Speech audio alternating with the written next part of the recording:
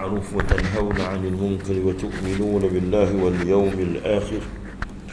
اللهم بشرنا بإحسانك في الدنيا رؤيا سيدنا محمد صلى الله عليه وسلم، ووفر لنا بجودك يوم القيامة لقيا سيدنا محمد صلى الله عليه وسلم، وارزقنا بعفوك يوم النشور شفاعة سيدنا محمد صلى الله عليه وسلم. اللهم اجعلنا من الجنة بفضلك وكرمك يا أرحم الراحمين. آمين آمين آمين يا رب العالمين. أما بعد، Alhamdulillah, pertama sekali marilah kita sama-sama menjadikan syukur kehadrat Allah Subhanahu wa taala. Dengan limpah dan izinnya Allah Subhanahu wa taala merahmati kita, dengan Allah Subhanahu wa taala meletakkan kita di dalam taman daripada taman syurga. Salawat dan salam ke atas junjungan besar Nabi Muhammad sallallahu alaihi wa alihi wa sahbihi wa baraka wa sallam. Maqala Nabi sallallahu alaihi wasallam, kullu ummati yadkhuluna al-jannah illa man aba. Man ya'ba ya Rasulullah?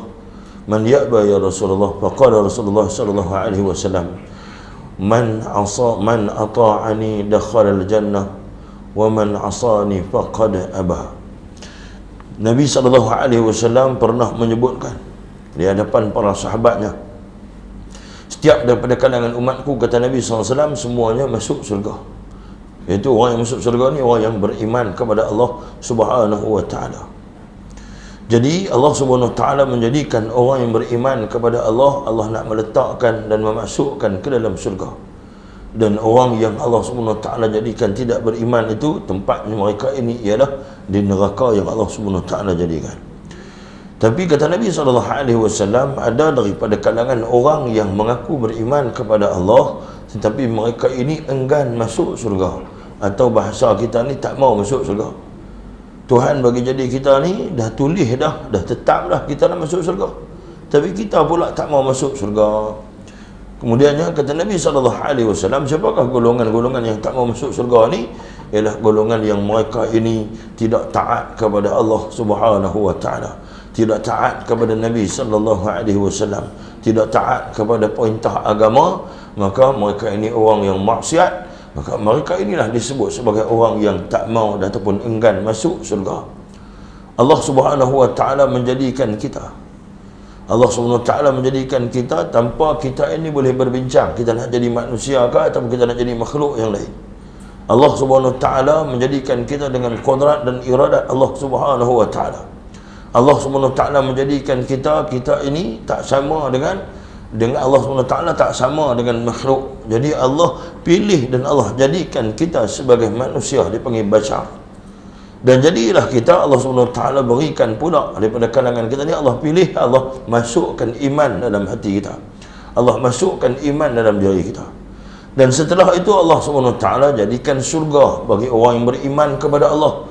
Tapi sayangnya ada daripada kalangan yang beriman ni, dia pilih untuk masuk surga, masuk neraka, tak mau masuk surga.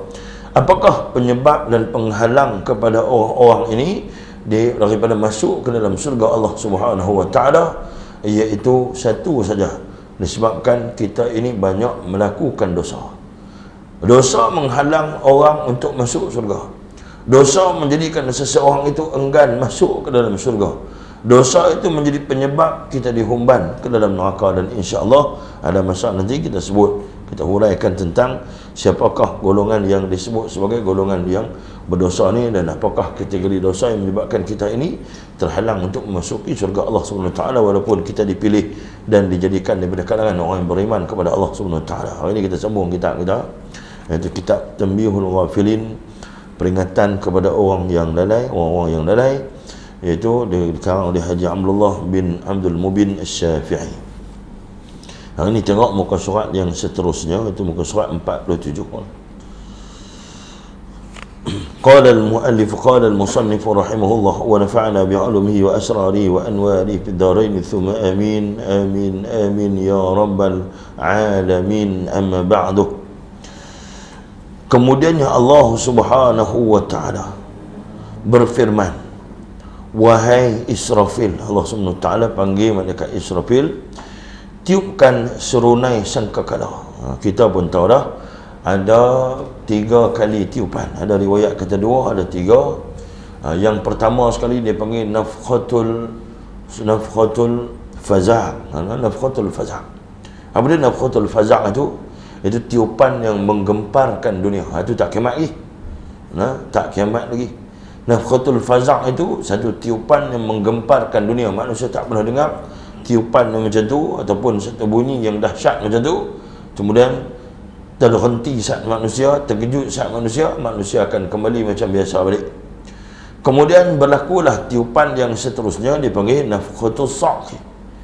Nafkhatus sa'qi ni apa dia? Tiupan yang mematikan semua makhluk, kecuali makhluk yang Allah Subhanahu wa taala izin untuk hidup sebelum Allah Subhanahu wa taala perintahkan kepada malaikat maut untuk cabut nyawa mereka.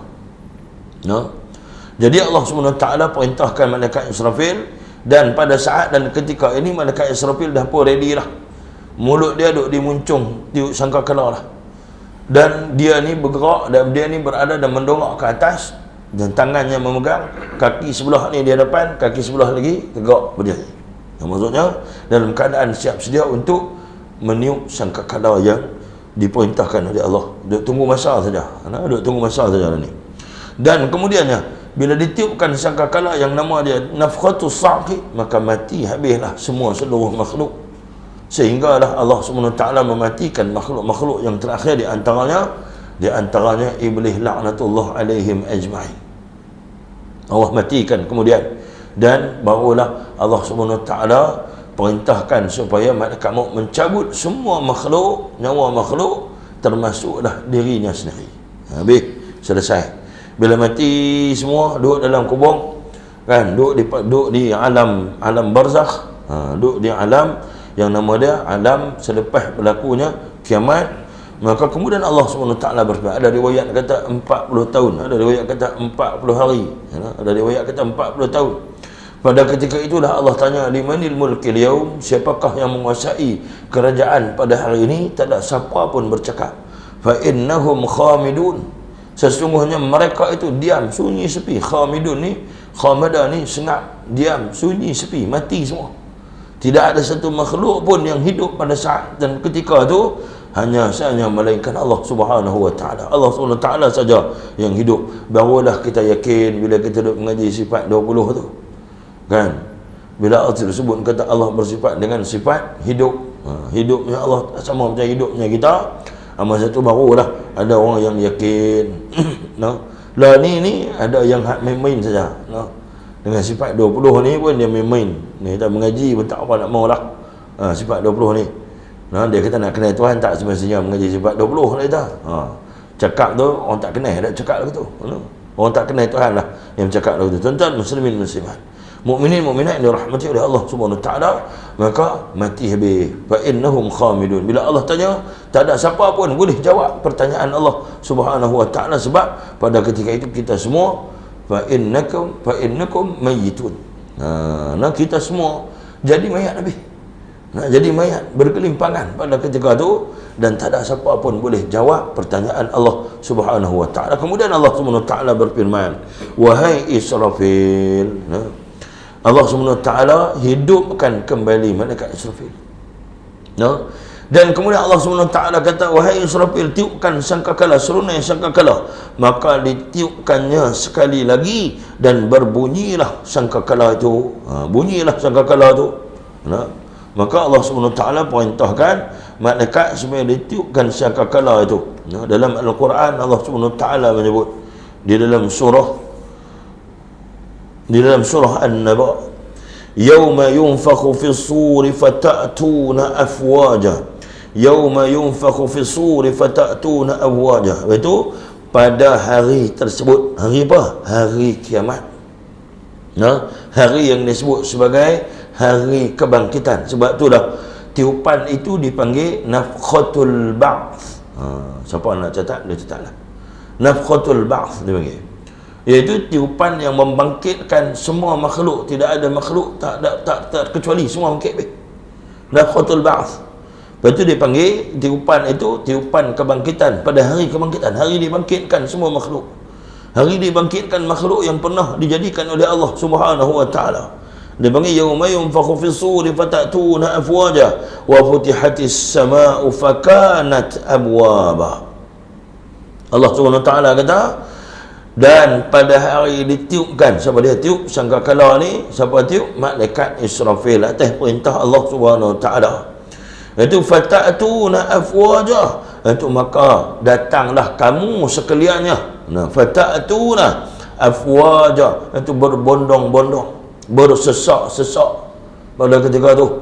Nah, sebab tu nama hari tu dia panggil Yaumul Haqqah, Yaumul Musailah, Yaumul Musabaqah. Hari tu juga dipanggil Yaumul Mahsyar tu, dipanggil Yaumul Musabaqah, hari manusia berlumba-lumba berjalan, berbondong-bondong manusia. Yaumul Jama', yaumul dihimpunkan pada ketika itu, himpun dalam keadaan yang sangat dahsyat yang kita tak sangka macam mana perhimpunan yang Allah Subhanahu wa taala jadikan itu.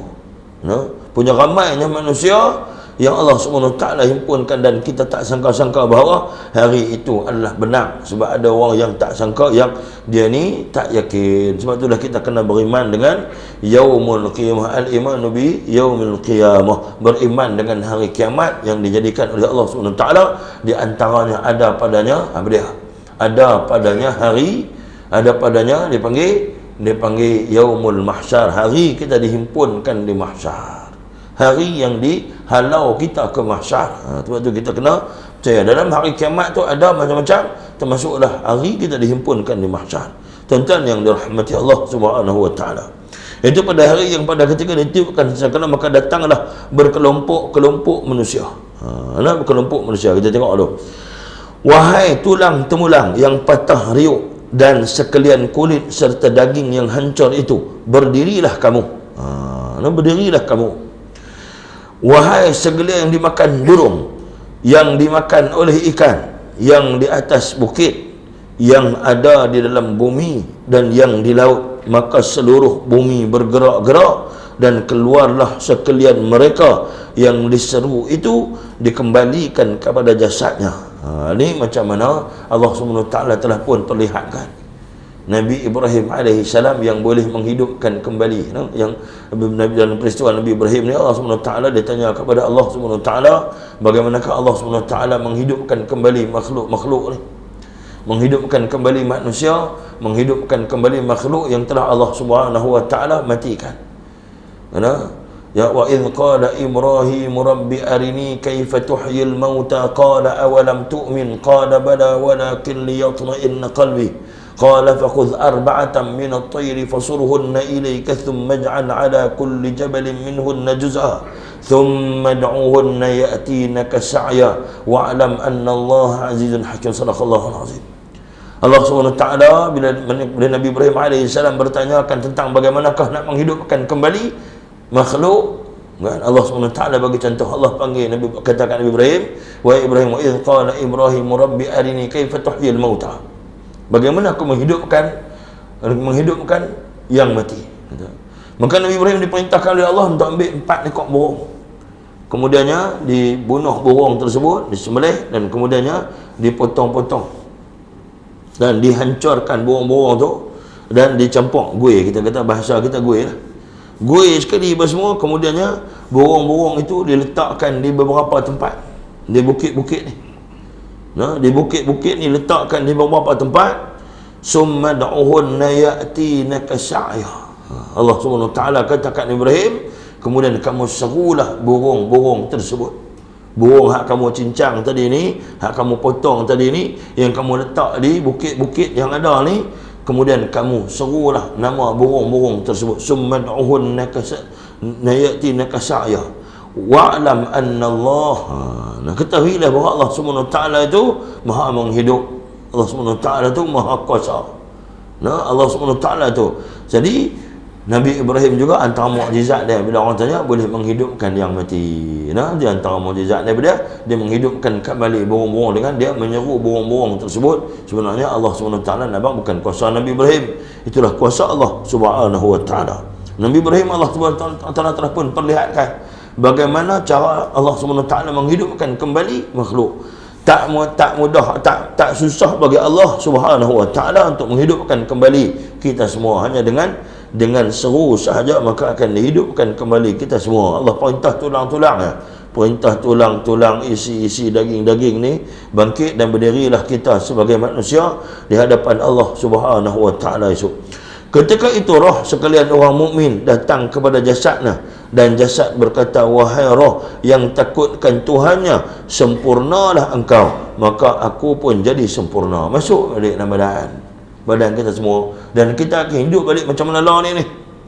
Macam mana lah ni kita boleh hidup balik ni lah ni, kita boleh keadaan diri kita ni, kita akan hidup balik esok ni apabila Allah Subhanahu taala menyeru kembali roh-roh dan jasad yang telah pun jadi abu, yang hancur lebur, yang tak ada kesan ni, Allah Subhanahu taala perintahkan dihidupkan kembali.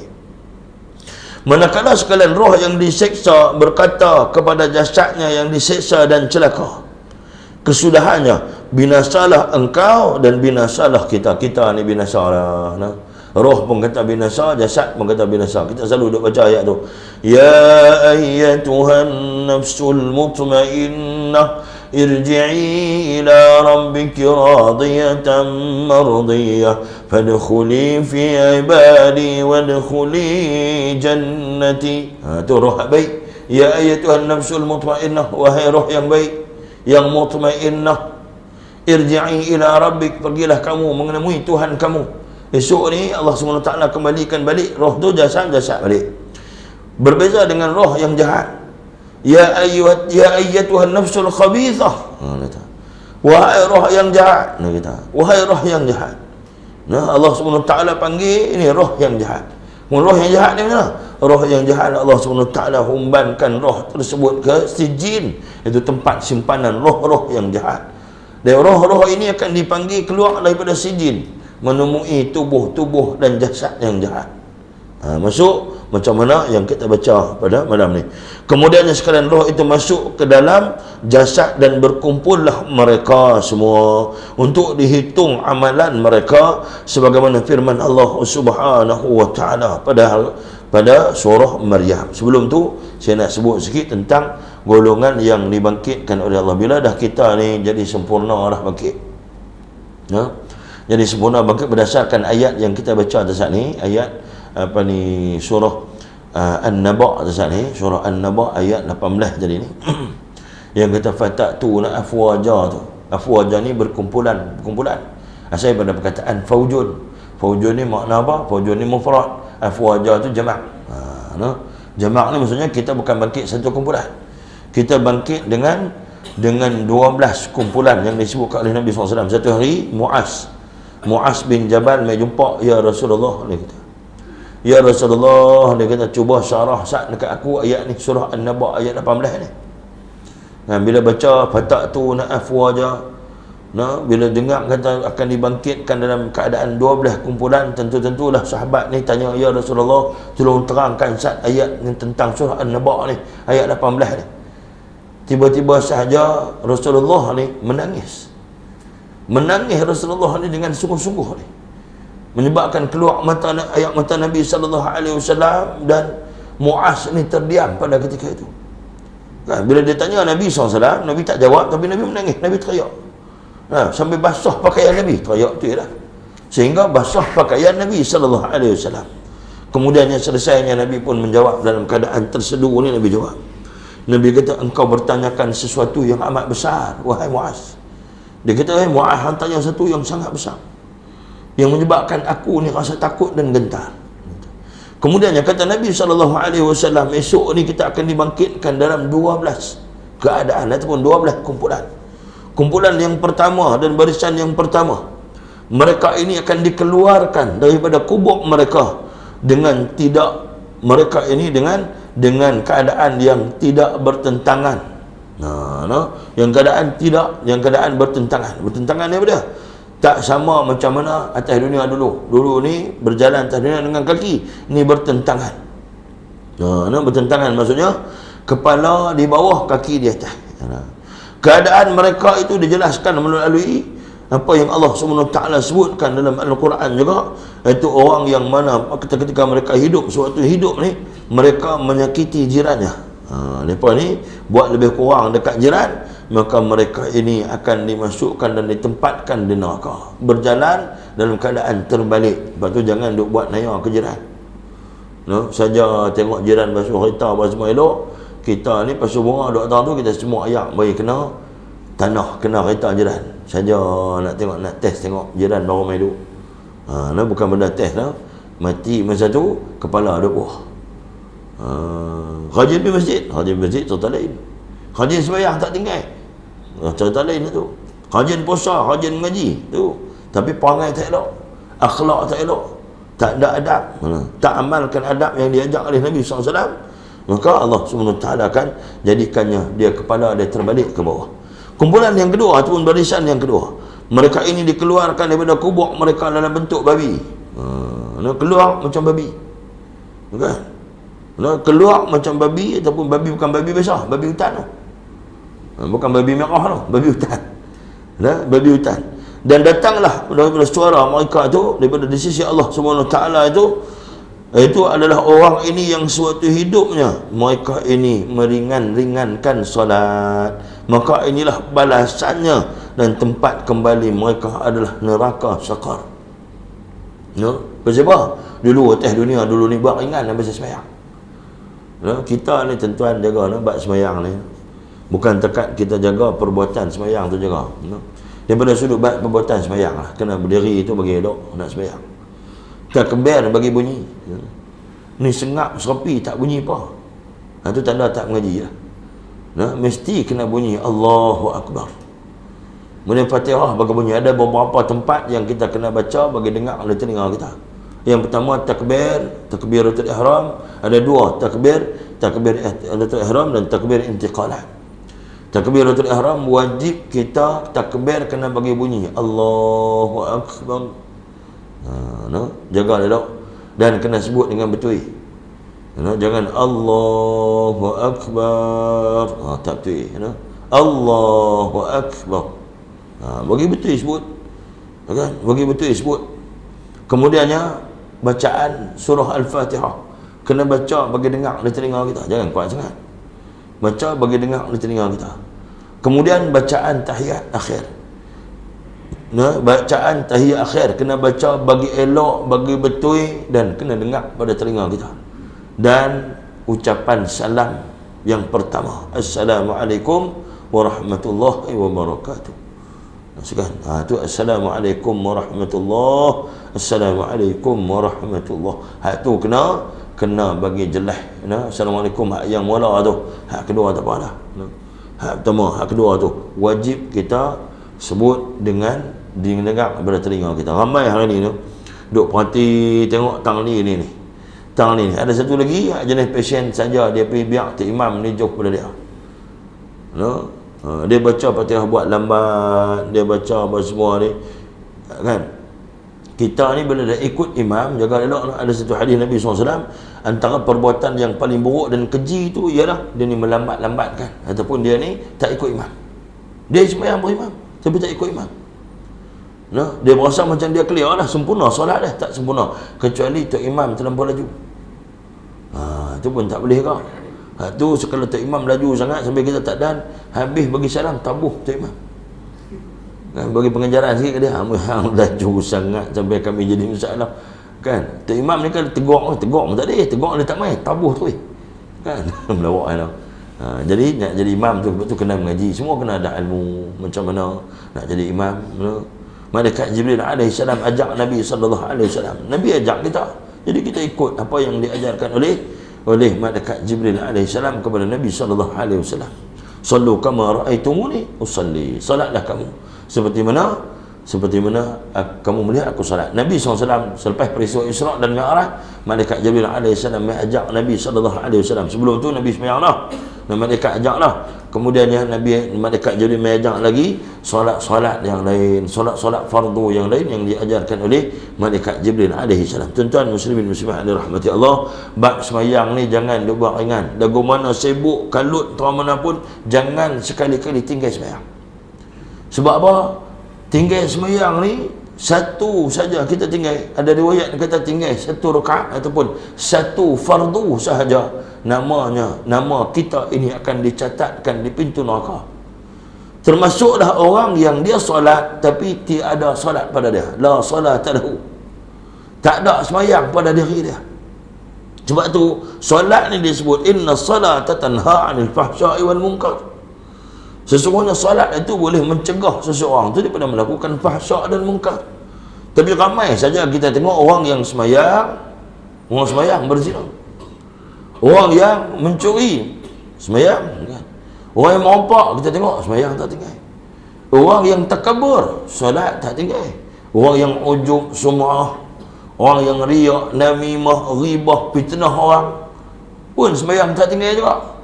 Inilah orang-orang yang solatnya tidak boleh mencegah diri dia daripada melakukan dosa-dosa dan mungkar. Antaranya dia kena tengok balik, tentu dan pastilah solatnya itu daripada kalangan solat orang-orang yang lalai.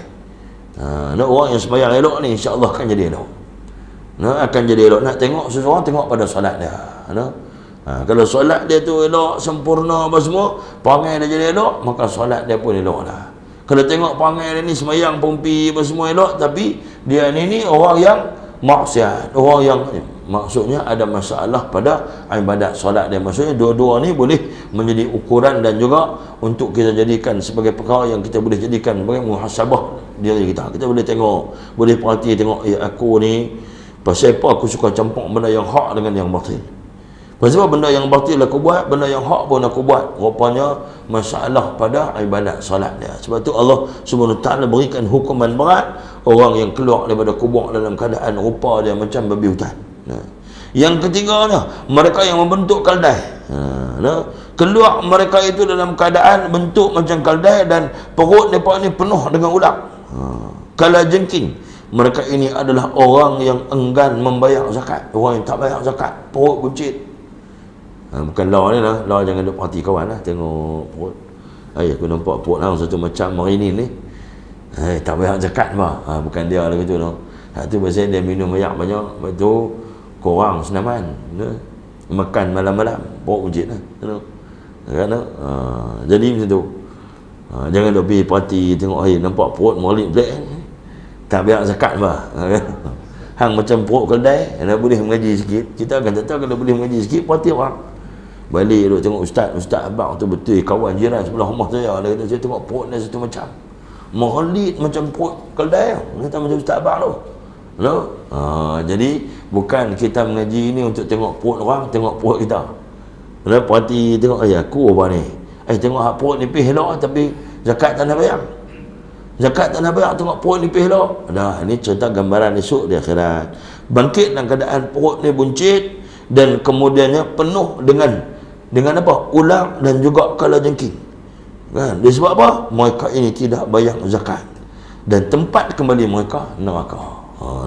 Makan harta. Sebab tu Nabi SAW kata, janganlah kamu jadi seperti mana pendeta-pendeta ataupun seperti mana padri-padri Yahudi dan juga Kristian. Sama macam siapa? Mereka ini orang yang lari daripada bayar zakat. Rupanya puak ni pelari bayar zakat. Jangan jadi macam dengan Nasrani ni, puak-puak padri-padri Nasrani ni yang lari daripada bayar zakat. Rupanya bayar zakat pun mereka apa kena dah. Mereka lari daripada bayar zakat. Dan kemudiannya kumpulan yang keempat, mereka ini dikeluarkan daripada kubur mereka itu dalam keadaan darah yang keluar, yang terpancut daripada mulut mereka. Ini disebabkan apa? Mereka ini adalah orang-orang yang berdusta dalam apa? Dalam perniagaan, dalam niaga ni dusta. Jaga elok, jangan cakap bohong. Insya-Allah tuan-tuan cakap betul tentang apa hak kita nak buat jual beli. Sama ada kita ni nak beli hak orang ataupun kita nak jual hak kita. Cakap bagi betul. Sebab tu dalam kitab fiqh kita duk mengaji ni, hak mudah sekali tu kitab. Kita duk mengaji tu kitab idaman penuntut. Ataupun kitab Matla'ul Badrain. Kita mengaji lah tuan-tuan. Jangan duduk saja mengaji. Dalam kitab tu kita mengaji, dia cerita dalam kitab idaman penuntut tu dia jual. Cerita bab jual beli ni lengkap kita boleh mengaji. Cerita kena mengaji supaya apa? Supaya kita tahu kita tak buat benda salah, kita tak makan benda haram, kita tak dibangkitkan dalam keadaan mulut kita penuh dengan darah. Bangkit daripada masa keluar daripada kubur tu, mulut ni darah keluar tak berhenti ni. Kan, darah keluar tak berhenti. Kan? Dan kemudiannya mereka ini Allah SWT meletakkan mereka juga di neraka. Dan kumpulan yang seterusnya yang kelima, Mereka ini keluar daripada kubur dalam keadaan bau busuk macam bangkai. Busuk macam bangkai, sehingga kan orang-orang di mahsyar bertanya, mayat siapa dia kah yang paling yang busuk sangat ni? Kita sama-sama puak-puak hak kena bangkit daripada mahsyar, huduh juga ni. Hak perangai huduh juga, hak mereka pun kena azab ni, puak-puak ni. Dan lagi bercakap, siapakah orang yang teruk yang busuk ni? Maka Allah SWT keluarkan mereka itu dalam keadaan bau yang teramat busuk, sehingga bau busuk itu mengganggu ketenteraman orang-orang yang berada di mahsyar. Memang tenteram tak tenteram dah di mahsyar ni, tambah dengan bau busuk orang ni, iaitu mereka ini adalah orang yang disebut sebagai derhaka. Kan, derhaka macam mana? Orang yang mereka ini derhaka kepada Allah, derhaka kepada Rasulullah, derhaka kepada para alim ulama, derhaka kepada orang-orang baik. Tapi mereka ini tutup perangai derhaka itu supaya tidak diketahui oleh orang. Tapi Allah SWT bukakan kederhakaan mereka itu di akhirat esok. Sebab ada satu kumpulan manusia esok di padang mahsyar, kan, apa ni, ghurran muhajjalin. Dia panggil ghurran muhajjalin ni apa dia? Orang yang melebihkan basuhan wuduk dia. Esok di padang mahsyar ada satu kumpulan. Setelah Nabi SAW nak masuk, habis selesai dah, Nabi bagi syafaat, Nabi nak masuk surga. Nabi beralih tengok ada satu kumpulan. Nabi tanya, adakah mereka ini daripada kalangan umatku? Kata malaikat Jibril, na'am ya Rasulullah. Kemudian Rasulullah pun pergi nak bagi syafaat, nak bawa, direct pegang tangan nak masuk surga. Kemudian kata malaikat Jibril, ya Rasulullah, mereka ini memang daripada kalangan umat kamu, tapi mereka inilah orang yang derhaka terhadap Allah, orang yang derhaka terhadap kamu, orang yang derhaka terhadap ulama-ulama yang mewarisi peninggalan kamu. Tu dia berat lah. Lepas tu jangan dia buat lebih kurang lah ni, orang duk maki hambun ulama tuan. Siang malam pagi petang kata macam-macam, hak ulama nyanyuk tak erti, hak nu tak erti, mentadbir tak erti, yang nu tak erti. Amboi tu. Lancak sangat mulut dia, sebab tu kena mengaji baru tahu. Bila jahil ni memanglah, bila orang jahil ni cakap ikut dah. Tuan-tuan yang dirahmati Allah, pada ketika tu Nabi SAW tanya, siapa dia jadi, bukankah mereka ini daripada kalangan ghurran muhajjalin? Aku kenal mereka dengan basuhan wuduk yang mereka basuh ni, yang basuh bagi lebih sikit ni. Aku kenal mereka tak saat ni, yang kau beralih tengok mereka ni. Nabi kata sebab mereka ni aku kenal melalui ghurran muhajjalin. Apa dia? Iaitu melalui basuhan wuduk yang bercahaya. Disebabkan apa? Lebihan basuhan mereka yang aku ajak kepada mereka. Kan? Mereka ini adalah Muhammad, mereka ini adalah golongan yang derhaka kepada Allah Subhanahu wa taala. Mereka ini sebenarnya kan orang yang menjadi pendokong. Mereka ini menentang Allah, mereka ini menentang kamu ya Rasulullah, mereka menentang para ulama. Siapa? Inilah golongan orang-orang yang mereka ini menjadi musuh Islam. Musuh ni kita tak nampak depan, pakai lebay macam kita, semayang apa semua, tapi dia ni menjadi tulang belakang kepada orang-orang kafir. Senang dia munafik lah, puak-puak munafik. Itu berat tuan tu. Jangan duk seronok jadi orang munafik. Nasihat kawan-kawan tu, hak duk jilat puak-puak kafir ni, kesak lah bahasa tu, jilat kesak lah, marah pula kita. Tapi kita nak bagi sedang, kita guna perkataan tu. Jangan duduk seronok sangat, duduk dengan orang Islam. Tak apa kan, dia kata dia tak puas hati, bahan duduk diam-diam. Ni tugas ulama, tugas tok guru, tugas para pejuang, tugas orang-orang yang mentadbir. Hang tu tak tahu apa, ilmu pun tak ada, pergi duduk sokong orang kafir untuk bantu orang kafir lawan dengan Islam. Tanda jahil lah tu. Tanda jahil. Banyaklah dalam sejarah dunia ni jatuhnya sesebuah kerajaan Islam. Siapa? Adanya orang-orang munafik. Tapi dia tak sedar, dia rasa dia betul. Dia rasa dia betul, dia rasa dia duduk pada landasan betul, sebab dia guna akal yang dipandu oleh syaitan. Sebab tu Nabi kata, man ja'ala al-Quran amamahu qadahu ila al-jannah, wa man ja'ala al-Quran wara'a dhahri saqahu ila an-nar. Man ja'ala al-Quran amamahu, barang siapa yang meletakkan Al-Quran, yang menjadikan Al-Quran sebagai pimpinannya, maka dia dipimpin ke syurga. Quran dijadikan panduan. Nak faham Quran, kena faham apa hak Allah bak, apa hak Nabi ajak. Nak faham Al-Quran, apa yang ulama sampaikan, ijtihad para alim ulama. Itu yang kita nak faham Al-Quran, bukan dengan kefahaman kita yang tak cukup alat untuk memahami isi kandungan Al-Quran. Oh, bukan main, dia kata belakang ulama. Ta'uti dan jahil lah, macam-macam dan sebagainya. Tuan yang dirahmati oleh Allah Subhanahu wa taala, na'udzubillah, kita esok ni bangkit dalam keadaan busuk. Sebab apa? Derhakanya kita ketika hidup atas dunia. Barisan ataupun kumpulan yang keenam, daging mereka ini dikeluarkan daripada kubur dalam keadaan kepala mereka ini terputus daripada badan mereka. Apa sebab? Sebab mereka ini dipanggil syahadatul zur. Apa dah syahadatul zur? Orang yang jadi saksi palsu. Dia nak jadi saksi tapi dia jadi saksi palsu. Itu yang kita kena jaga no?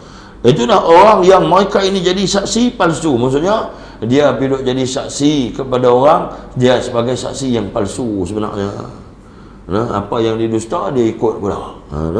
Dia sama berdusta juga, masuk tempat dia neraka.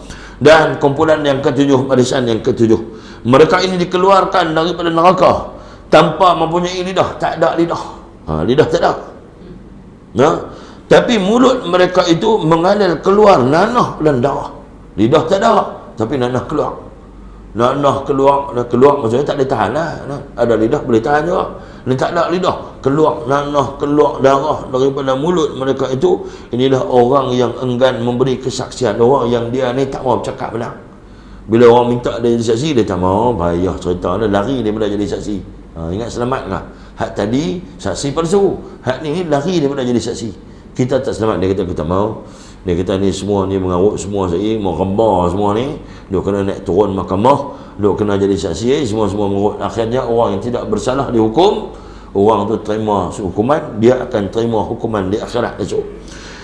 Dan kemudiannya kumpulan yang seterusnya, iaitu kumpulan yang ke-8. Mereka ini dikeluarkan daripada neraka, daripada kubur, iaitu dalam keadaan terbalik, iaitu dengan kepala di bawah dan kaki mereka di atas. Mereka ini orang yang selalu berzina.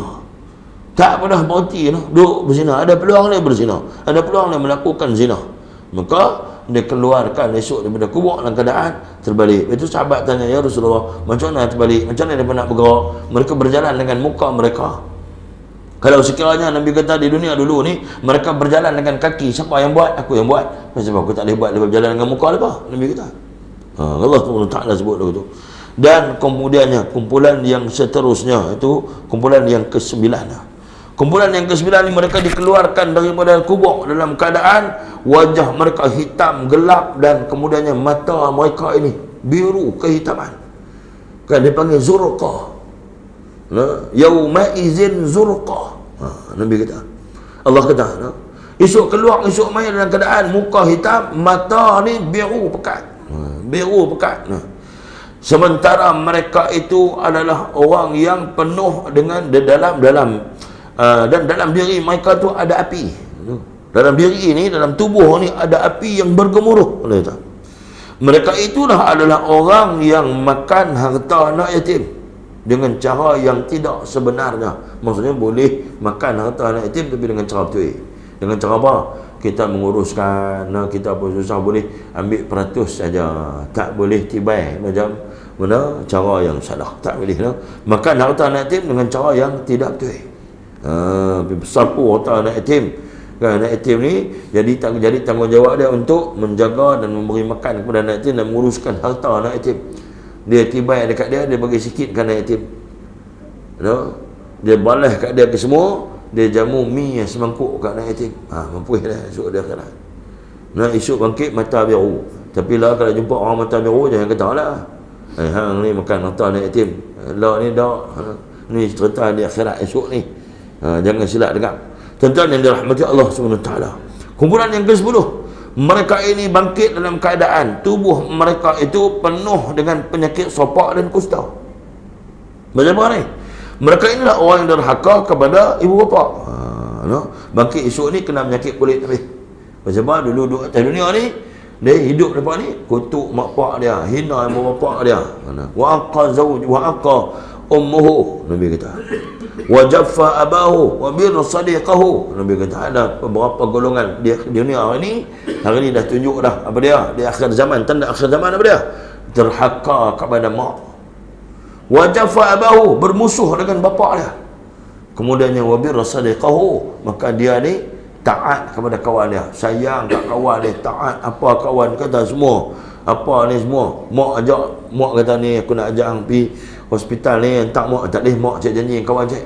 Wa birra sadiqahu wa aqa ummuhu wa jaffa abahu. Nabi sebut dah, Nabi bagi dah peringatan, kita tidak ada alasan di hadapan Allah Subhanahu wa ta'ala esok. Dan kumpulan yang ke-11, kumpulan yang ke-11 dia, kumpulan yang ke-11 mereka ini keluar daripada kubur dalam keadaan buta mata mereka. Buta mata mereka ini, kepala dan gigi mereka ini memanjang seperti tanduk lembu jantan. Bibir mereka ini melebar sampai ke bawah dada, dan lidah mereka ini terjolor memanjang sampai ke perut. Mereka ini keluar, dan mereka ini keluar bermacam-macam kotoran daripada mulut. Keluar macam-macam jenis bentuk kotor, sampah lah, najis apa semua macam-macam keluar, nanah, darah semua keluar.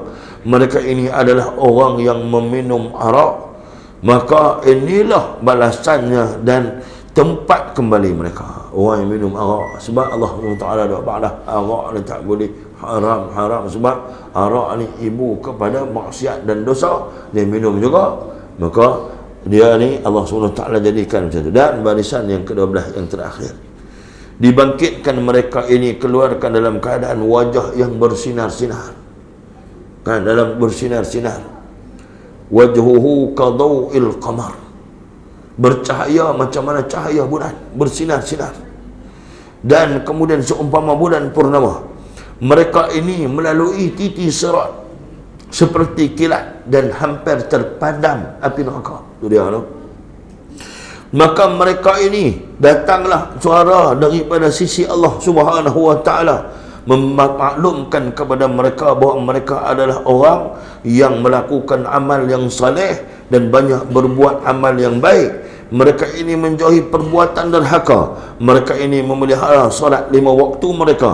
Ketika meninggal dunia, meninggal dalam keadaan sempat bertaubat kepada Allah. Inilah balasan dan tempat kembali mereka adalah surga. Wa makanatil jannah, tempat mereka itu adalah surga yang Allah Subhanahu wa ta'ala janjikan. Jadi tuan-tuan, kita ni Allah bagi peluang, gunakan peluang ni. Gunakan peluang dan keadaan yang Allah Subhanahu wa ta'ala berikan kepada kita berdasarkan kepada 12 keadaan tadi. Kita pun tahu semua nak keadaan yang ke-12 tadi lah. Yang terakhir tadi semua tak mau. Hak pertama tak mau, hak kedua tak mau, hak ketiga sampai dah yang ke-11 semua tak mau. Tapi kalau siapa nak yang terakhir tu, berusahalah untuk melakukan perkara yang diperintahkan oleh Allah dan berusaha untuk meninggalkan perkara yang dilarang oleh Allah Subhanahu wa ta'ala. Muslimin muslimat, mukminin mukminat yang dirahmati oleh Allah Subhanahu wa ta'ala. Dan pada adan seterusnya masuk pula ayat surah Maryam. Itu surah Maryam ayat 85-86. A'udzu billahi minasyaitonir rajim. Wa nasuqul mujrimina ila jahannama wirda.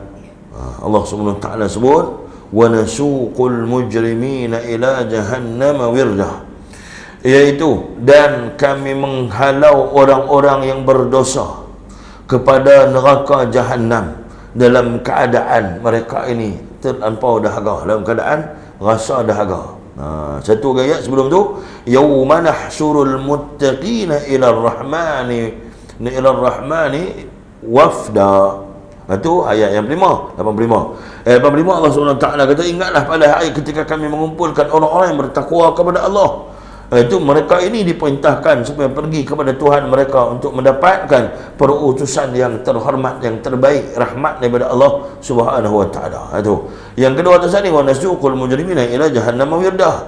Itu dan kami menghalau orang-orang yang derhaka kepada Allah Subhanahu wa ta'ala kepada neraka Jahannam dalam keadaan dahaga, lapar dan dahaga esok ni.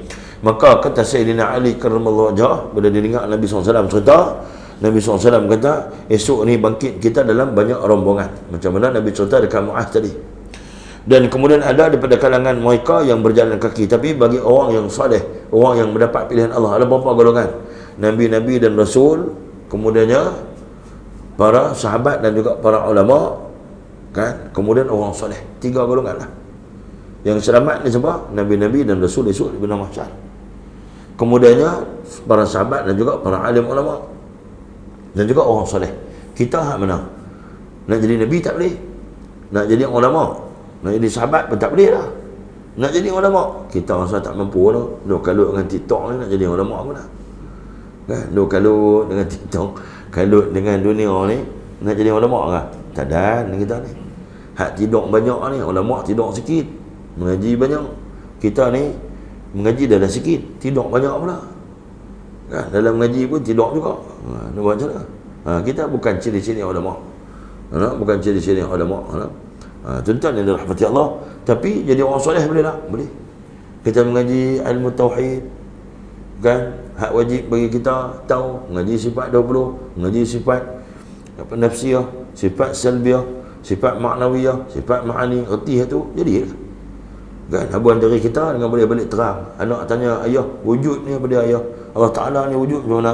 Kita boleh terang sikit. Wujud artinya ada, lawannya tiada, mustahil tiada, buktinya baharu alam ini. Anak tanya, apa dia tu ayah? Kan, dengar macam satu macamnya bahasa ni. Mereka macam zaman apa, Kancan Tirana ni kan. Kan, boleh cerita wujud maksudnya apa? Allah Ta'ala wujud tak? Wujud tak tahu wujud pun. Kita pun bagi contoh lah, wujud alam ini, siapa buat alam ni? Tentulah ada yang buat dia. Siapa? Allah Ta'ala lah kan. Dia kata tu kita tak nampak Allah. Wujud Allah Ta'ala ni tak boleh tengok dengan mata kasar kan. Allah Ta'ala ni wujud pada mata kita, kita tak nampak Allah Ta'ala. Tapi pada akal kita kata ada tak Tuhan yang menjadikan ni? Ada. Itulah Allah Ta'ala wujud. Allah Ta'ala tu kan, bukan pada zahir, pada mata yang kita boleh lihat pada saat ini, tak boleh. Tak dapat izin Allah Subhanahu Ta'ala lagi. Jadi wujud Allah Ta'ala tu, wujud bukanlah ada.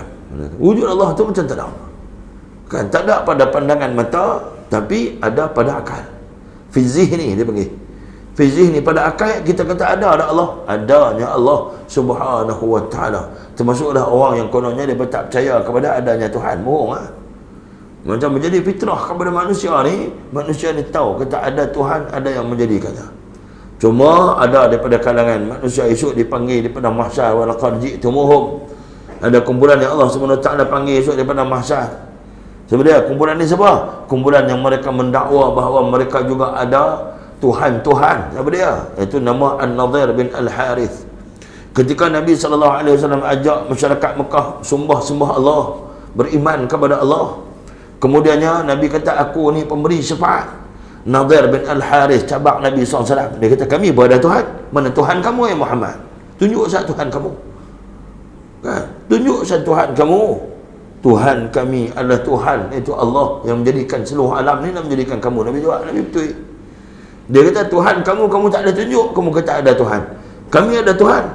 Siapa Tuhan kamu? Nabi tanya. Nabi kata An-Nadhir Al-Harith, Al-Lata wal-Uzza. Lata dan Uzza tu, Lata dan Uzza kami semua tu, itulah Tuhan kami kan? Bertengkar lah lagu tu lah, nak kemenang. Kemudian dia kata, Nabi kata, aku boleh bagi syafaat masuk Islam, aku bagi syafaat dekat kamu. Kami juga, dia kata, esok ni ada Tuhan yang akan memberikan syafaat kepada kami. Kalau betul ada mahsyar esok, Lata dan Uzza ni akan bagi syafaat. Turun ayat Al-Quran, wa laqad ji'tumuhum. Allah tanya, aina syuraka'ukum? Mana dia Tuhan-Tuhan kamu? Masa tu lah. Ketika berdiri di mahsyar esok ni, Allah panggil geng-geng ni cakap pandai ni, termasuklah An-Nadhir bin Al-Harith. Duduk depan Allah SWT, Allah tanya, mana dia Tuhan hang? Mana dia Tuhan? Aina syuraka'ukum, yang kamu sekutukan dengan aku, yang hampa kata depa ni Tuhan. Macam aku juga, mana ada depa? Allah tanya. Kemudian aina syufa'ukum, dia kata, mana ada depa yang kamu kata boleh bagi syafaat kepada kamu? Tuhan yang boleh bagi syafaat kepada kamu. Lata dan Uzza tu mana? Allah SWT panggil dan suruh Tuhan-Tuhan tu. Sebenarnya mereka pusing, nak pusing cakap masa tu tak boleh dah. Tuan-tuan, muslimin muslimah yang dirahmati Allah, tu yang kita heran, ada orang yang bersekongkol dengan orang yang kafir ni untuk lawan Allah Subhanahu Wa Ta'ala. Kita pun pelik. Sedangkan ada ayat Quran jelas kata dah, mereka ni bukan boleh minta tolong apa, bukan boleh tolong apa kita di akhirat, sedangkan diri mereka pun akan dijebakkan, dan kemudian mereka akan ditanya oleh Allah, aina syuraka'ukum, aina syufa'ukum. Mana? Tuan-tuan muslimin muslimat, mukminin mukminat dirahmati Allah Subhanahu Wa Ta'ala.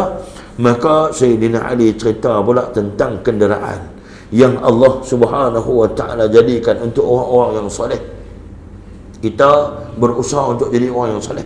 Esok ni. Kemudian dikeluarkan kita daripada kubur dan kemudian berjalan dan kemudian diiringi kita dengan kenderaan yang belum pernah dilihat. Sayyidina Ali cerita, kita dan Nabi SAW cerita tentang keindahannya yang tak pernah dilihat oleh manusia di atas dunia ni. Nah, tempat duduk dia ni dibuat daripada emas. Dan tali lesnya, dia kata, bertatahkan permata zamrud. Sehingga dia kata, sampailah mereka itu ke pintu surga. Kalau hari ni kita tengok kereta apa? Bentley, Rolls Royce lah, Rolls Royce. Rolls Royce kan dia buh ada juga yang buh permata, buh emas dalam tu. Steering dia pun canggih. Tempat duduk dia bukan daripada emas. Mampu kalau tempat duduk daripada emas. Pasang kereta tu. Jadi esok ni Allah SWT bagi jadi tempat duduk daripada emas. Ni, kenderaan yang tempat duduk daripada emas. Dan tali dia tu, tali kenderaan itu dibuat daripada batu zamrud, permata zamrud. Oh, hebatlah. Macam mana tak boleh bayang lah. Tak tahu kenderaan tu macam mana, kita tak boleh nak bayang kenderaan tu. Hari ni kita naik nak tengok Rolls Royce lah, canggih lah, canggih. Semua tekan ni, tekan tingkat terbuka, tekan sekali lagi menyala lampu dalam kereta tu, canggih. Kan, tekan lagi steering boleh naik turun. Saat lagi pakai cruise dia, tekan cruise boleh ikut kenderaan tu bawa berapa. Dia boleh ikut. Saat lagi tekan, tak kena pegang steering ikut sendiri. Ikut apa? Ikut keadaan jalan, ikut lain jalan. Nak pergi ke mana? Kemudian boleh set navigator dia, nak pergi tahu mana, pakai map tekan. Nak pergi rantau panjang tekan, so tengok je main depan dia. Hak tu hak atas dunia kita berasa cukup canggih dah. Cukup canggih dah. Kena bayar bulan-bulan. Hak ni tak kena bayar. Esok keluar daripada kubur bukan duk bincang ni nak boleh beli kenderaan, tak boleh beli. Kenderaan itu dibawa oleh malaikat mai. Tengok tu terkejut tengok kenderaan yang tak pernah disangka, tak pernah ada dalam kepala otak yang ada kenderaan yang macam tu. Tengok seat dia, tempat duduk daripada emas, kan? Tadi kenderaan itu dibuat daripada permata zamrud. Tak boleh fikir mana tu. Tak tahulah macam mana bentuk kenderaan tersebut. Sayyidina Ali karramallahu menceritakan apa yang dia ceritakan kepada Nabi SAW kepada dia. Pada hari kiamat itu kami himpunkan orang-orang yang telah bertakwa kepada Allah, itu sebagai perutusan, dan Allah SWT hantar mereka ke surga. Dan kami halaukan orang-orang yang berdosa itu dalam keadaan kehausan dahaga. Setelah itu mereka itu berjalan, yang mana boleh dilihat sekalian makhluk yang berjalan pada ketika itu adalah mengikut amalan masing-masing. Tengok kepada amalan dia. Ada orang yang berjalan laju, ada orang yang berlari, ada orang yang sempantah kilat, ada orang yang macam kuda perang. Nabi SAW melihat satu puak dan bertanya kepada Jibril, adakah mereka itu umatku, wahai Jibril? Jawab Jibril, mereka itu bukan umatmu, wahai Rasulullah. Kemudian baginda melihat pula satu kaum yang amat ramai hinggakan memenuhi padang mahsyar. Baginda pun bertanya, inikah umatku, wahai Jibril? Maka jawab Jibril alaihi salam, inilah mereka, wahai Rasulullah, marilah kita hampiri mereka. Lalu baginda Nabi SAW bersabda kepada mereka, mengapakah kamu berada di bawah siksaan? Mereka pun terus menangis mendengar pertanyaan baginda Nabi SAW, dan baginda pun turut menangis. Allah Subhanahu wa taala berfirman kepada sekalian malaikat yang menanggung aras, bawa olehmu aras ini ke bumi pada hari kiamat. Sesungguhnya aku hukumkan kalangan sekalian malaikat yang menanggung hambaku sebagaimana firman Allah Subhanahu wa taala. Tuan-tuan muslimin muslimat dirahmati Allah Subhanahu wa taala, maka Allah Subhanahu maka di padang mahsyar itu ada daripada kalangan umat Nabi Muhammad yang menangis pada ketika itu, yang meritih minta tolong pada ketika itu. Bahkan ada yang dah masuk neraka ni, malaikat Jibril ziarah mereka minta supaya mereka kirim salam dekat Nabi SAW. Oh, teringat ke Nabi ni. Esok ni duduk di sana, esok ni baru teringat ke Nabi. Malulah tu. Duduk atas dunia ni action bukan main. Ada orang ni kita nasihat tuan, ikut Nabi. Dia kata ni cerita Nabi-Nabi, cerita tu kisah-kisah para Nabi, para anbiya, tu duduk cerita tu ni. Oh, dia kata duk main cerita nak jadi ustaz pula. Tuan-tuan tengoklah cakap. Oi, banyak orang sombong ni. Hari ni orang bercakap sombong macam apa? Bukan kaya antara Firaun pun. Bukan terang mana pun kekayaan ni. Kan? Cakap sombong kami. No? Siap dengan bagi dalil lagi. Ni tengok pergi Mekah tak ada apa pun, tu dalil dia. Pergi Mekah tak ada kenapa satu pun. Dia kata, kita ada sana abang Abu Jahal duduk sana lagi lama pada dia. Dia pergi apa ya? Dia pergi sebulan. Kan? Abu Jahal duduk lama mana sana? Abu Jahal, Abu Lahab duduk lagi lama. No? Tu jaga no. Hari ni nak cakap, biar cakap tu takut kepada Allah. No? Sebab tu dah Nabi sebut, Nabi kata al-imanu uryanun wa libasuhu taqwa. Pasal apa Nabi sebut lagu tu? No? Pasal apa Nabi sebut wa libasuhu taqwa?